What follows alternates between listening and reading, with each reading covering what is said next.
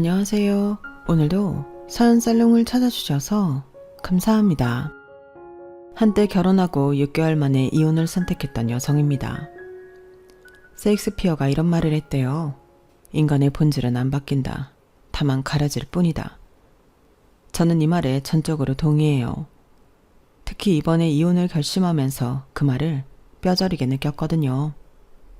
사람을 쉽게 용서한 결과가 엄청난 배신으로 돌아온다는 걸 진작 알았더라면 애초에 결혼 같은 건 하지 않았을 텐데 내가 내 발등을 찍은 기분이라니까요.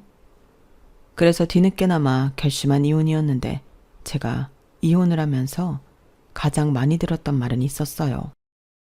배부른 소리 한다. 한마디로 네 주제에 그 정도면 결혼 잘한 거지. 무슨 욕심이 그렇게 많아서 이혼을 하냐는 의미일 거예요. 도대체 무슨 근거로 제가 결혼을 잘했다고 생각하는 건지 잘 모르겠지만요. 아무튼 혼자 벙어리 냉가슴 앓기 싫어서 이렇게 공개적으로 제 남편과 시댁의 만행을 고발하려 합니다. 저는 딸만 둘인 집에 둘째 딸로 태어났어요. 우리 자매는 동네에서 소문이 자자했는데 그건 생김새 때문이었어요. 언니와 저는 1살 터울이 지는데도 생김새가 비슷하고 성격도 비슷해서 어릴 때부터 쌍둥이 같다는 소리를 많이 듣고 자랐거든요. 언니 별명은 큰 쌍둥이, 그리고 제 별명은 작은 쌍둥이였는데 언니랑 저는 그 별명을 꽤나 좋아했어요. 마치 우리가 둘이 아닌 하나인 것 같은 소속감을 느낄 수 있었거든요. 어린 제 눈에는 언니가 하는 건 뭐든 신기하고 대단해 보였어요. 그래서 옷도 그렇고 가방이랑 신발도 그렇고 늘 언니가 쓰는 걸 따라하곤 했어요. 그래서 사람들이 언니랑 저를 쌍둥이로 오해했는지도 모르겠네요. 언니랑 저는 자라는 동안 단 한 번도 싸운 적이 없을 정도로 오해가 깊었어요. 그렇게 사이가 좋던 언니와 내가 처음으로 싸움을 하게 된 건 다름 아닌 남자 때문이었어요. 언니랑 같은 유치원에 다니던 오빠였는데 엄마들끼리 친했기 때문에 저희 집에도 자주 놀러 오곤 했어요. 이전까지는 언니는 늘 제 독차지였는데 그 오빠가 나타난 이후로는 저를 들러리로 전락해버린 거예요. 동갑내기에 같은 유치원까지 다니고 있어서 둘은 무척이나 친했던 탓에 둘 사이에 제가 낄 틈이 없더라고요. 우리 언니한테 나보다 더 친한 친구가 있다는 사실을 어린 저는 받아들이기 힘들었어요. 그래서 그 오빠가 놀러 오는 날이면 괜히 심통을 부리고 짜증을 내곤 했어요. 그런데 그 오빠 심보가 참 고약한 게 제가 심통이 나 있는 걸 알면서도 일부러 저를 쿡쿡 찌르며 자극을 했다는 거예요. 그 장난은 제가 울음을 터뜨릴 때까지 이어졌어요. 소야 그만해. 내 동생 울잖아. 오빠는 언니가 나서서 말리고서야 저를 놀리는 걸 멈추곤 했어요. 그래서 저는 수호 오빠가 우리 집에 오는 게 진저를 칠 정도로 싫었지만 엄마끼리도 그렇고 언니랑도 워낙 친한 친구 사이라서 언니가 초등학교에 들어간 이후에도 여전히 저희 집에 자주 놀러 오곤 했어요. 태어나서 처음 우리 언니를 뺏긴 것 같다는 생각이 들게 만들었던 수호 오빠는 중학교에 들어가다 무렵 미국으로 이민을 떠났어요. 오빠네 아빠가 미국 지사로 발령을 받았거든요. 언니는 절친이 떠났다는 사실에 많이 슬퍼했지만 그와는 반대로 저는 하늘을 나는 기분이었어요. 어찌나 신이 나던지 가만히 있어도 비실비실 웃음이 날 정도였어요. 그런데 그런 기쁨도 잠시, 경쟁자가 사라진 지 얼마 되지 않아서 저는 하늘이 무너지는 일을 겪게 되었어요. 중학교 입학식을 앞두고 감기에 걸렸던 언니가 나을 기미를 보이지 않는 거예요. 약도 먹고 오렌지 주스도 빠지지 않고 마셨지만 결국 폐렴으로 악화됐고 어느 날 밤 심하게 열이 오르더니 응급실에 실려간 지 1시간도 안 돼서 그대로 하늘나라로 가버렸어요. 언니가 죽었다는 게 실감이 안 났어요. 금방이라도 내 이름을 부르며 달려올 것만 같았거든요. 엄마는 울다 지쳐 실신을 하는 바람에 장례식장을 지키지 못했어요. 아빠랑 저랑 둘이서 언니 영정을 지키게 되었는데 저는 영정사진 속 언니랑 눈도 마주칠 수가 없었어요. 겁이 났거든요. 언니 영정사진을 똑바로 바라보면 진짜로 언니가 죽었다는 걸 인정하게 될 것만 같아서요. 언니 장례식을 치르고 저는 며칠을 알아누웠어요. 내 몸의 절반이 날아간 것처럼 만신창이가 되어서 온전히 살아갈 수 없을 것만 같았으니까요. 꿈에서는 늘 언니를 찾아 헤매고 눈을 뜨면 하염없이 눈물만 흘렸어요. 언니가 사라진 집안은 캄캄한 동굴같이 변해버렸어요.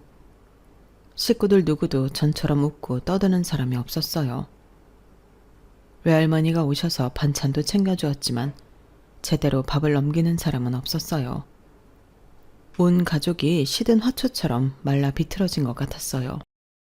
언니가 세상을 떠난 그날부터 우리 집에는 웃음이 사라져버렸고 생기 없는 사막처럼 돼버렸어요. 하지만 그게 끝이 아니었어요. 언니의 죽음만으로도 힘든 판에 저는 또 다른 시련을 겪게 되었거든요. 가끔씩 엄마가 저랑 언니를 혼동하는 일이 벌어진 거예요. 저를 끌어안고 언니 이름을 부르며 오열하기도 하고 때로는 저를 귀신이라도 본 듯한 눈으로 바라보며 끌어안고 기뻐서 어쩔 줄 몰라 하기도 했어요. 화정아, 우리 화정이 맞지? 내 딸 화정이 맞는 거지? 엄마가 얼마나 보고 싶었는 줄 알아? 우리 화정이가 보고 싶어서 엄마가 미치는 줄 알았어. 저를 끌어안고 좋아서 어쩔 줄 몰라 하는 엄마를 보니까 내 가슴이 칼로 난도질 당하는 기분이었어요. 한참을 엄마 품에 안겨있던 저는 엄마의 기분을 해치기 싫어서 기어들어가는 목소리로 말을 했어요. 엄마, 나 수정이야. 그러자 엄마는 입가의 미소를 싹 지우고는 마치 제가 더러운 것이라도 되는 양 소스라치며 저를 밀어냈어요. 그리고는 싸늘한 표정으로 방으로 들어가 버리더라고요. 엄마 못지않게 그 상황이 당황스럽기만 했던 저는 엄마가 방으로 들어간 지 한참이 됐는데도 여전히 그 손길이 내 가슴팍에 남아있는 것 같았어요. 매정하고 싸늘한 그 느낌이요. 나는 아무 짓도 하지 않았는데 왜 내가 그런 대접을 받아야 하는 건지 이해도 안 가고 서운하고 서글픈 마음뿐이었어요. 그때 엄마한테 받은 상처는 수십 년이 흐른 지금까지도 제 마음속에 찌꺼기처럼 남아있어요. 문제는 엄마가 그 후로도 좀처럼 나아지지 않았다는 거예요. 부모는 자식이 죽으면 가슴에 묻는다고 하더니 엄마 가슴속에는 온통 언니뿐이었던가 봐요. 더 이상 아빠도 저도 보이지 않는 것 같았어요. 곁에 남은 가족은 외면하고 세상에 없는 언니만 찾아 헤매셨거든요. 결국 엄마의 이런 모습에 아빠는 엄마와 서서히 멀어졌어요.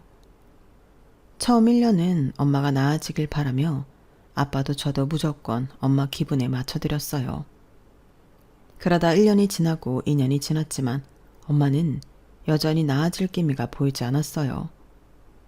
오히려 상태가 더 심각해져서 아빠와 저한테 히스테리까지 부리기 시작했어요. 급기야 더는 참을 수 없었던 아빠가 엄마한테 이혼을 요구했어요. 당신만 힘들어? 당신만 자식 잃었냐고. 나도 수정이도 화정이 그렇게 보내고 하루도 마음 편한 적 없었어. 길 가다가 화정이랑 같은 학교 교복만 봐도 목구멍이 콱 막히는 것처럼 숨도 쉬기 힘들다고. 나도 당신처럼 슬프면 슬프다고, 보고 싶으면 보고 싶다고 마음 내키는 대로 다 하고 싶어. 그런데 왜 참는 줄 알아? 아빠니까, 가장이니까. 내가 그러면 당신도 수정이도 더 힘들 걸 아니까 참는 거라고. 우리한테 죽은 딸만 있는 게 아니잖아. 수정이도 있다고. 지 언니 잃고 어린 게 부모 앞에서 힘든 티 안 내려고 노력하는 게 뻔히 보이는데 부모인 내가 어떻게 티를 내겠어. 당신도 엄마잖아. 남아있는 자식이라도 품고 살 생각을 해야지. 왜 죽은 자식만 붙들고 사느냐고. 나도 이제 지쳤어. 더는 당신이랑은 못 살겠으니까 우리 헤어지자. 수정이는 내가 키울게. 어차피 당신한테 보내봤자 제대로 키우지도 못할 테니까. 그렇게 부모님은 제가 중학교 2학년이 되자마자 이혼을 하셨어요. 그 바람에 새학기가 시작된 지 한 달도 안 된 상황에 저는 전학을 가게 되었어요. 원래 살던 집에서 그대로 살 수도 있었지만 아빠가 반대를 하셨거든요. 언니의 흔적이 남아있는 집이기도 하고 동네 사람들이나 학교에서도 우리 집 사정을 다 알고 있는 처지라 아무래도 제가 전처럼 생활하기 힘들 거라고 생각해서 그런 결정을 내리신 거예요. 전학간 학교에서는 저희 집이 이혼 가정이라는 것만 알 뿐 세세한 사정은 모르니까 차라리 편하긴 했어요. 대신 교우 관계도 그렇고 모든 걸 다 새로 시작해야 한다는 게 문제였지만요. 새로 이사 온 집도 그렇고 아빠랑 둘이 살게 된 것도 그렇고 새로운 동네, 새로운 학교, 새로운 친구들 모든 게 다 낯설었지만 오히려 그래서 전부 다 살만했어요. 내 숨통을 막고 있던 커다란 바위가 더는 느껴지지 않았거든요. 이젠 그냥 다 잊고 나만 생각할 수 있을 것 같았어요. 언니랑 엄마한테 더는 죄책감 느끼지 않고 살고 싶어졌거든요. 아빠가 이혼을 결정한 것도 제가 그러길 바라서였을 거예요. 그래서 길을 쓰고 살기 위해 발버둥을 쳤어요. 그 결과 성적도 많이 오르고 학교에 적응도 금방 할 수 있었어요. 아빠는 언니가 살아있을 때처럼 제게 살갑지는 않으셨지만 그래도 부모로서 최선을 다하려고 노력하시는 것 같았어요. 모르긴 해도 아빠도 나처럼 부단히 노력하고 있다는 걸 알 수 있었거든요. 우리 집은 전보다 많은 게 자유로워졌지만 딱 하나 금기어가 생겼어요. 누가 먼저 그러자고 한 건 아니었지만 아빠도 저도 언니랑 엄마에 대한 얘기는 꺼내지 않게 되었거든요. 비록 단란했던 우리 집은 2년 사이에 산산조각이 나버렸지만 그 안에서도 희망은 있고 살아가야 할 의미가 있다는 걸 알게 됐어요. 산 사람은 살아야 한다. 잔인하지만 이보다 현실적인 말도 없다는 걸 누구보다 뼈저리게 느끼며 살았어요. 그 결과 남들이 부러워할 만한 대학도 들어가고 평범한 사람들처럼 연애도 하고 실현도 하면서 남들같이 살 수 있었어요. 그리고 첫 직장에 입사해서 미래의 내 남편도 만나게 되었어요. 제가 입사 2년차가 되던 해였는데 저희 부서 대리였던 남편과 관계가 발전하게 된 거예요. 한 직장 같은 부서에 다니고 있어서 서로에 대한 일거수일투족을 알 수 있다는 장점은 있었지만 그와는 비교할 수 없을 만큼 단점이 있었어요. 저희 회사는 사내 연애가 금지된 곳이라서 비밀 연애를 해야 한다는 거였죠. 처음엔 비밀 연애가 스릴도 있고 같은 부서 사람들을 속인다는 거에 은근히 쾌감이 있었어요. 하지만 회사에 있을 때 매 순간 긴장을 해야 한다는 게 너무 피곤하더라고요. 혹시라도 말 한마디 잘못해서 들키면 어쩌나 조마조마해서 어떻게든 남편이랑 어울리지 않으려고 노력했어요. 점심 먹을 때도 일부러 남편을 피하려고 혼자 사무실에서 샌드위치로 때우기도 하고 괜히 다른 부서 사람들이랑 어울려서 먹기도 하고 아무튼 하나하나 얼마나 신경 쓰이고 불편했나 몰라요. 근데 그러던 와중에 생각지도 못한 상황이 벌어진 거예요. 뭐? 임신? 확실한 거야? 테스터로 3번이나 확인했는데 전부 두 줄이었어. 내일 반차 내고 병원에 가보려고. 만나는 동안 결혼 얘기가 없었던 건 아니지만 그렇다고 진지하게 결혼 계획을 세웠던 것도 아니었어요. 그저 막연히 우리 결혼하면 저런 집에서 살까? 야외 결혼식도 괜찮지 않을까? 이런 정도의 대화가 고작이었으니까요. 그런 상황에 산부인과에서 임신 진단까지 나오자 남편도 저도 완전 패닉 상태에 빠졌어요. 당장 양가 부모님께 말씀드리는 것도 문제였지만 그보다 회사에 이 사실이 알려지면 분명 권고사직을 당할 게 뻔하다는 거였어요. 방법은 회사에 비밀로 하고 결혼식을 올리는 것 뿐이었는데 남편이 그건 극구 반대를 하더라고요. 결혼식 올리려면 휴가를 받아야 하는데 회사에는 뭐라고 하고 휴가를 받겠어? 역시 결혼식은 무리야.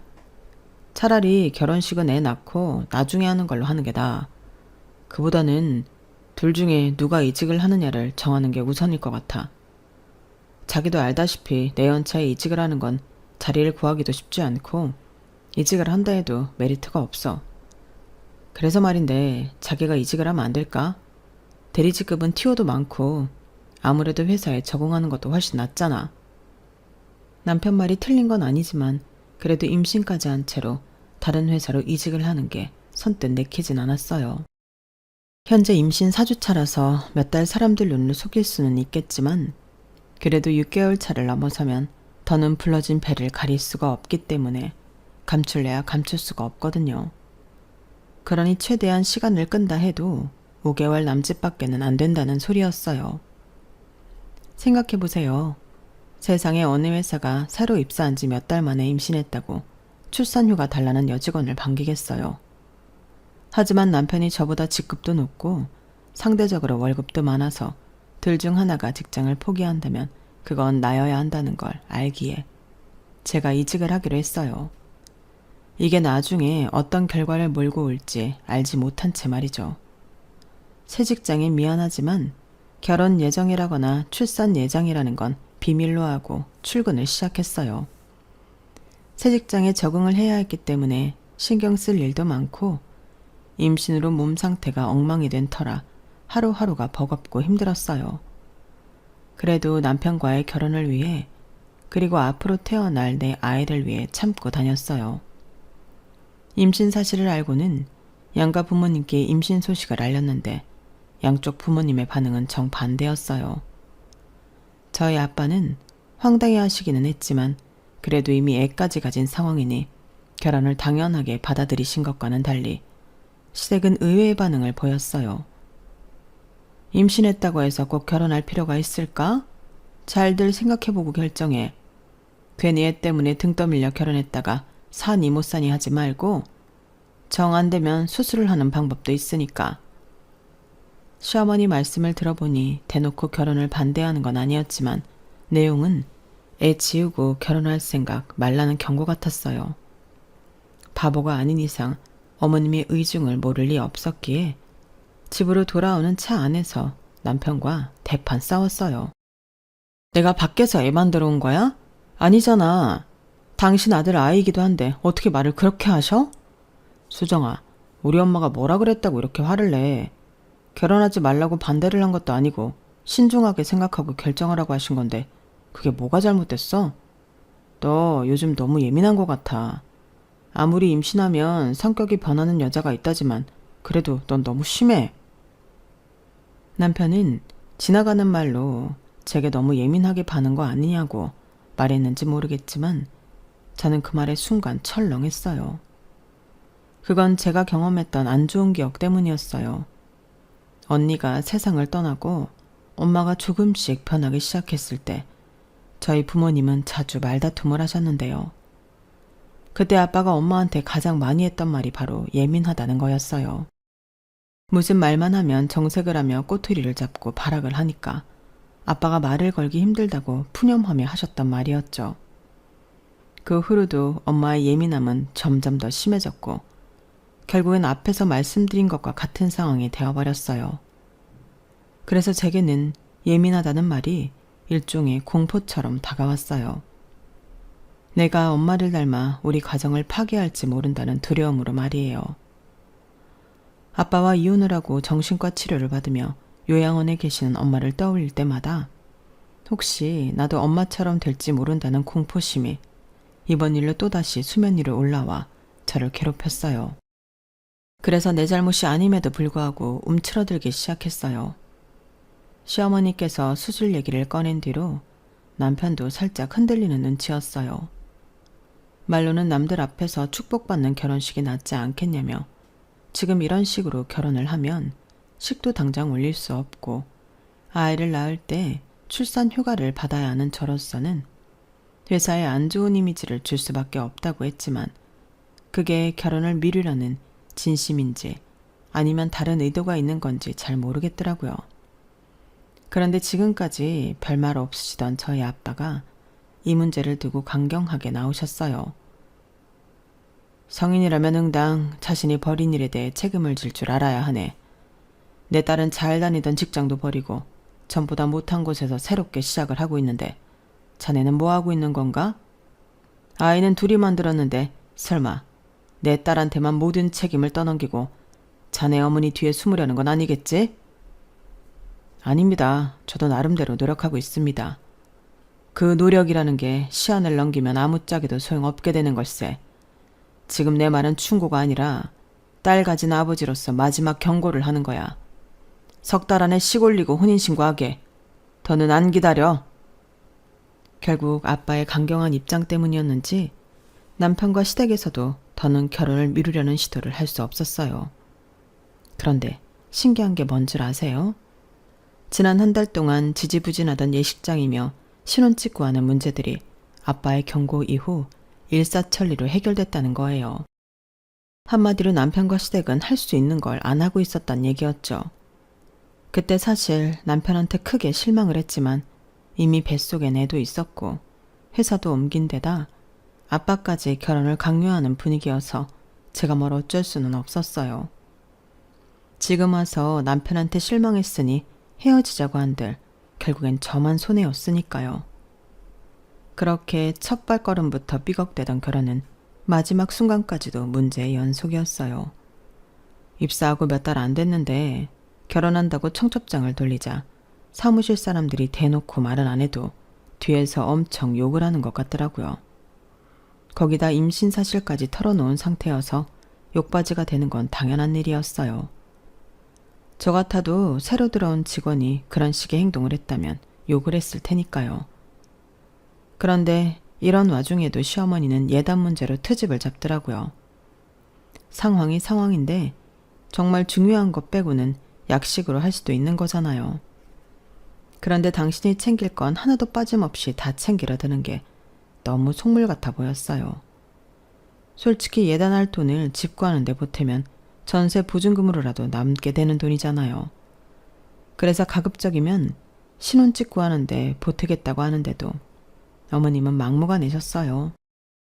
집은 월세로 하더라도 당신이 요구한 예단은 빠짐없이 챙기라는 말에 정말 할 말을 잃게 되더라고요. 웃기는 건 어머님이 원하시는 예단 목록이었어요. 밍크코트의 명품백, 고급 피부관리샵, 연간 회원권까지. 누가 보면 제가 의사나 판검사랑 결혼하는 줄 알 거예요. 결국 예단 문제로 시어머니와 저희 아빠는 언성을 높였어요. 끝이 나지 않을 것 같던 두 분의 힘겨루기는 아빠의 최후 통첩으로 일단락이 나고 말았어요. 사부인께서 뭔가 착각을 하시는 모양인데 아드님이 억대 연봉의 의사나 판검사는 아니지 않습니까? 제 딸과 같은 회사에 다니는 평범한 직장인일 뿐입니다. 부모라면 내 자식들이 하루빨리 자리를 잡을 수 있게 도움을 줄 생각을 해야지 어떻게 자식 혼사로 자기 욕심 챙길 생각만 하십니까?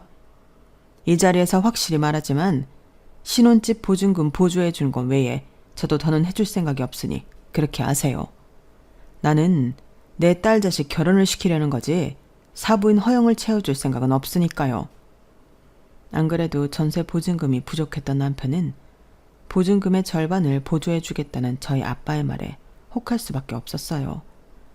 그래서 자기가 나서서 어머님을 설득하더라고요. 한국에 넘으면 또 다른 문제가 앞에 놓여 있고 그 고비를 넘기면 또 다른 문제가 나타나고 정신을 차릴 수 없었던 결혼 준비는 몸과 정신이 너덜너덜해진 후에야 끝이 났어요. 그리고 드디어 결혼식 당일이 되었어요. 촉박한 일정 속에 고생만 갖춰서 준비한 결혼이었기 때문에 예식장도 마음에 안 들고 웨딩드레스도 정말 마음에 안 들었어요. 거기다 임신으로 몸 상태까지 말이 아니어서 정말 최악의 결혼식이 되고 말았죠. 그런데 결혼식장에 생각지 못한 사람이 찾아온 거예요. 어릴 때 저희 언니랑 친했던 수호 오빠가 찾아왔더라고요. 결혼식 전에 엄마랑 아빠를 찾아가 청첩장을 드렸는데 엄마들끼리 친했던 탓에 오빠네 엄마가 저희 엄마를 통해 제 결혼 소식을 들은 모양이었어요. 오빠네는 미국에서 사는 동안 고생을 많이 했던 모양이었어요. 거기에 부모님 불화까지 겹쳐서 고등학교 2학년 때 오빠네 부모님은 이혼을 하셨다더라고요. 부모님의 이혼 후 오빠는 엄마를 따라 한국으로 들어왔고 아빠는 그곳에서 재혼을 하셨다고 하더군요. 어느 집이나 상처 하나 없는 집은 없구나 생각했어요. 그래도 지금은 살만해 보였어요. 대학을 졸업하고 로스쿨을 나와 변호사로 살고 있었으니까요. 화장이 소식을 듣고 제일 먼저 떠오른 게 너였어. 언니밖에 모르던 네가 많이 걱정됐거든. 그래도 힘든 시간 잘 견디고 잘 컸네. 언제든 내 도움 필요하면 찾아와. 오빠가 두 팔 걷어붙이고 도와줄 테니까. 그 말을 들었을 때는 내가 살면서 수호 오빠 도움을 받을 날이 있을까 싶었어요. 변호사의 도움을 받는다면 좋은 일보다는 안 좋은 일일 테니까요. 그런데 살아보니 어떤 경우에도 단언을 해서는 안 된다는 걸 알겠더라고요. 수호 오빠의 도움 따위는 필요 없다고 생각했던 내가 가장 힘든 순간 오빠를 찾아갔으니까요. 사건의 전말은 이랬어요. 결혼하고 몇 달 뒤 저는 딸아이를 출산을 했고 출산의 여파로 몸무게가 15kg나 늘어버렸어요. 그래도 모유 수유를 하고 육아에 지친 탓에 7kg 정도는 빠졌지만 어찌된 게 예전 몸무게로 돌아갈 기미가 안 보이더라고요. 아직 온전치 않은 몸으로 애 키우랴 살림하랴 거기야 살에 대한 스트레스까지 받고 있는 상황에 시어머니가 그렇게 살 빼라고 닥달을 하시는 거예요. 너는 그런 몸뚱이를 하고 남편 앞에 서고 싶니? 세상에 어떤 남자가 띠룩띠룩 살찐 여자를 안고 싶어 하겠어? 어쩜 그렇게 자기 관리를 못해? 내가 아주 너만 보면 숨이 다 막힐 지경이다.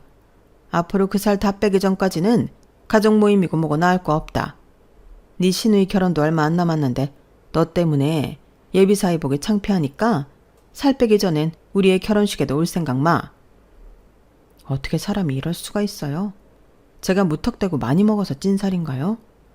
어머님도 자식을 둘이나 낳았으니 잘 아실 텐데도 정말 너무하더라고요. 결국 시누이 상견례 때도 저는 어머님의 반대로 참석도 못하고 집에 있었어요.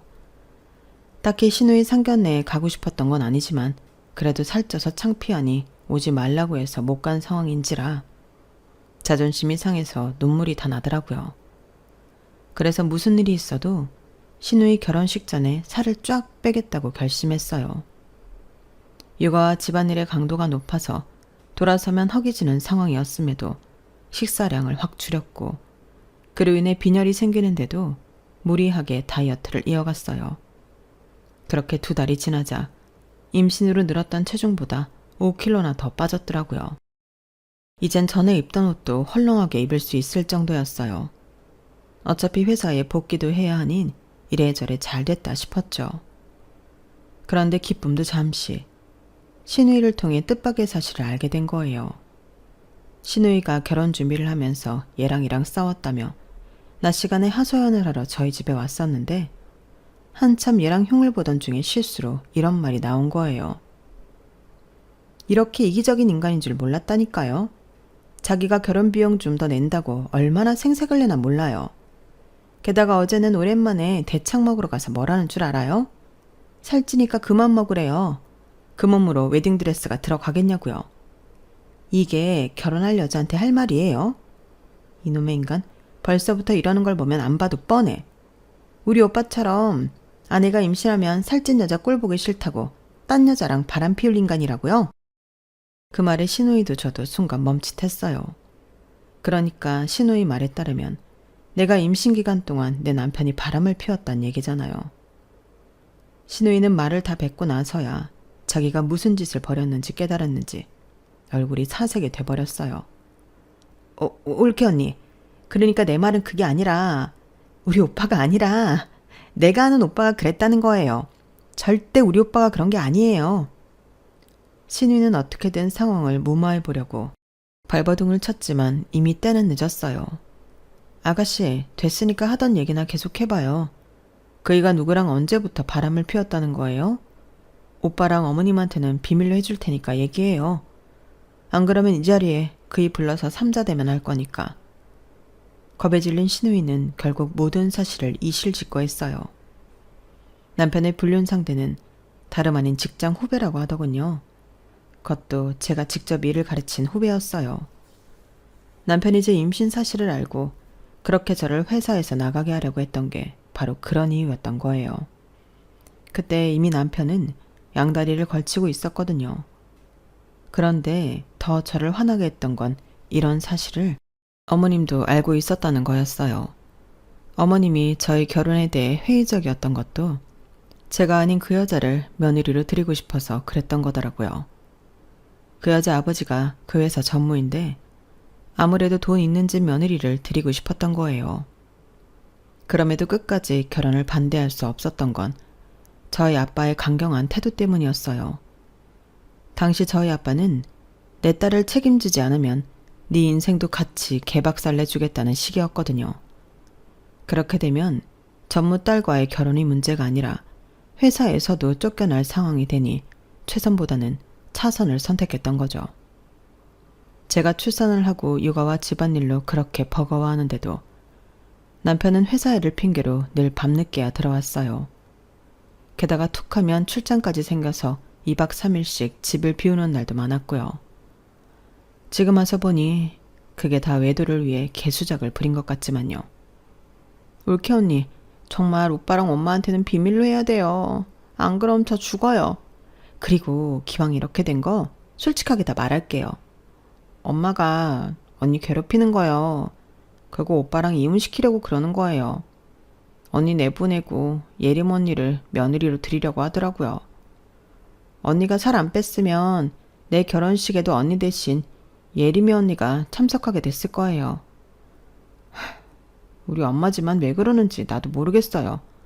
아니, 손녀딸까지 낳은 며느리가 버젓이 있는데 어떻게 그런 생각을 해요? 내가 엄마 딸이긴 하지만 정말 우리 엄마 같은 시어머니 만날까봐 무섭다니까요. 철없는 시누이 덕분에 아직 일어나지 않은 시어머니의 계획까지 알아버린 저는 이대로 가만히 있을 수가 없었어요. 앞으로도 어머님은 무슨 핑계를 대서라도 저를 내쫓으려고 할 게 뻔했으니까요. 가만히 앉아서 당하느니 선제 공격을 하는 게 낫겠다 생각했어요. 그래서 시누이가 돌아간 뒤 수호 오빠한테 전화했어요. 아무래도 이런 일엔 변호사만큼 상황 정리를 잘할 사람이 없다고 생각했거든요. 제 상황을 전해들은 오빠는 저만큼이나 엄청 화를 내더라고요. 그래서 이혼할 결심은 선 거야? 일단 이혼을 할 건지 아닌지부터 결정해야 계획을 짤 수가 있어. 너 어떻게 할 거야? 설마 이런 놈이랑 같이 살 생각은 아닌 거지? 무슨 소리야. 난 이 인간 절대 용서 못해. 내가 받은 상처에 10배, 100배로 돌려주고 싶다고. 그렇게 저는 이혼을 전제로 남편에 대한 복수를 준비했어요. 먼저 남편이 출장을 떠났던 날과 남편의 카드 내역서를 비교해 그 인간이 그 시기에 서울에 있었다는 걸 밝혀냈고, 사무장님의 도움을 받아서 남편이 내연녀와 외도를 하는 사진을 모았어요. 그 밖에도 전 직장 동료들을 통해 두 사람의 스케줄을 체크하고 뒤를 받기도 했고요. 제게 필요한 충분한 자료가 다 모이자 본격적으로 법적 소송에 돌입했어요. 생각 같아선 회사의 두 사람이 불륜을 저지른 걸 회사 사람들한테 떠벌리고 싶었지만 그렇게 되면 오히려 제가 가해자가 되어 법적 제재를 받게 되더라고요. 그래서 수호 오빠가 생각한 건 월급 차압이었어요. 남편과 상간녀 직장에 급여 채권을 압류하는 형식으로 두 사람이 불륜을 저질렀다는 걸 간접적으로 알린 셈이었죠. 그러자 금세 반응이 오더라고요. 상간녀의 아빠가 그 회사 전무라서 이런 사실이 귀에 들어가면 남편은 그 바닥에서 완전 아웃이거든요. 아주 발등에 불 떨어진 놈마냥 회사 일도 내팽개치고 집으로 달려왔어요. 여보, 나 좀 살려줘. 내가 죽을 죄를 졌으니까 제발 압류 좀 풀어줘. 당신이 하라는 대로 뭐든 할 테니까 제발. 내가 왜? 넌 네 새끼가 뱃속에 있을 때부터 아무런 자책 없이 바람피운 놈인데 내가 왜 그런 개새끼를 위해서 기껏 돈 들여 압류해 놓은 걸 풀어줘야 되는데? 싫어. 너나 그년이나 망실살 제대로 뻗칠 때까지 그대로 둘 거야. 전무님 아시면 아주 볼만하겠다. 애지중지하는 외동딸을 어디서 굴러먹던 개뼈다귀 같은 게 상간녀로 만들었으니 말이야. 아, 이참에 너랑 그년이랑 전무님까지 손잡고 퇴사하면 되겠네. 아내랑 자식 두고 바람핀 놈이랑 결혼한 사실을 알면서도 네 놈이랑 놀아난 년이랑 딸 자식 교육 잘못시킨 전무님까지 아주 볼만하겠는걸? 난 목에 칼이 들어와도 압류 안 풀어줄 거니까 내 앞에 더러운 이 쌍판 들이밀지 마. 구역질 낼 것 같아. 아, 그리고 니네 엄마한테도 전해. 괜한 남의 집 딸 괴롭힐 생각 말고 당신 아들 새끼 교육이나 잘 시키라고. 어떻게 엄마가 돼서는 바람난 아들 불륜을 돕고 나서니? 그러다 당신 딸 인생 개박살나면 그땐 어쩌시려고. 너랑 니네 엄마 우리 아빠 앞에서 무릎 꿇고 빌지 않으면 나 네 여동생 결혼식장에 가서 전단지 뿌릴 거야. 너랑 니네 엄마가 나한테 한 짓들 사진까지 첨부해서 말이야. 혹시 법적 처벌 운운하면서 못 오게 할 생각이라면 일찌감치 집어치우셔. 나 너한테 위조를 받아서 그 벌금 내면 그만이거든.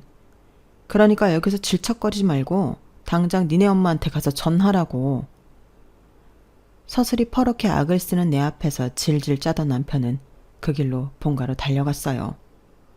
그리고 다음날 남편과 시어머니는 저희 아빠를 찾아가 무릎을 꿇고 싹싹 빌었어요. 어떻게든 전무님 모르게 일을 처리할 생각에 아주 전자동 로봇처럼 빠릿빠릿하게 움직이더라고요. 정작 저는 압류를 풀어주겠다고 한 적이 없는데 말이죠. 저는 수호 오빠를 제 전담 변호사로 내세워서 이혼 소송을 진행했어요. 양육권과 친권을 모조리 뺏어오고 남편과 내언녀한테서 위자료도 따로 받았어요. 집을 구할 때 제가 냈던 절반의 위자료까지 포함해 결국엔 남편은 몸만 빼서 본가로 들어가게 되었어요. 그 와중에도 시어머니는 돈 많은 집 딸이랑 재혼시키면 된다는 헛된 꿈에 부풀어 있었던가 봐요. 아니, 전무님이 바본가요? 자기 딸 꼬셔서 바람 피운 것도 모자라 회사에 쪽팔리게 소문까지 다 나게 만든 놈을 사위로 받아들이게요?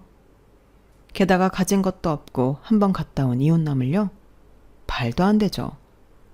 예전 동료를 통해 들어보니 전무님이 앞장서서 제 남편을 잘랐다고 하더라고요. 그 딸 역시 퇴사시키곤 미국으로 보내버렸고요. 그걸로는 분이 안 풀렸는지 남편이 다른 회사에 취직을 못하도록 각 회사 인사과에 이미 손을 써놨다고 하니 남편은 완전 뭐 된 거죠. 남편이 회사에서 잘리고 얼마 뒤 코로나로 인해 세계 모든 경제가 마비됐고 남편은 그 여파로 한동안 취직도 못하고 어머님 집에서 백수로 지냈어요. 지 꼴리는 대로 살다가 인생을 스스로 똥통에 쳐넣은 꼴이죠 뭐. 그리고 저는 코로나가 종식되고 이듬해 재혼을 했어요. 누구랑 했냐면요. 제 이혼 소송을 맡아주었던 수호 오빠랑 했어요. 오빠 하다가 아빠 된다더니 정말 그렇게 됐지 뭐예요. 우리 딸도 갓난아기 때부터 수호 오빠를 봐와서 그런가 제 친아빠로 알고 있어서 그 문제에 대해 어떤 게 딸아이를 위해 좋을지 아직은 판단이 안 서거든요. 그래서 당장 지금은 우리 가족한테 주어진 오늘의 행복에 집중하며 살 생각입니다. 혹시라도 우리 가정에 불행이 닥친다면 행복했던 시절을 떠올리며 이겨나갈 수 있도록 말이에요. 지금까지 제 사연을 들어주셔서 감사합니다. 여러분의 가정에도 행복과 사랑이 넘치기를 바랍니다. 안녕히 계세요. 여러분, 사연 댓글에 응원과 현명한 조언 부탁드려요. 좋아요와 구독은 저에게 큰 힘이 됩니다. 오늘도 좋은 일 가득하세요.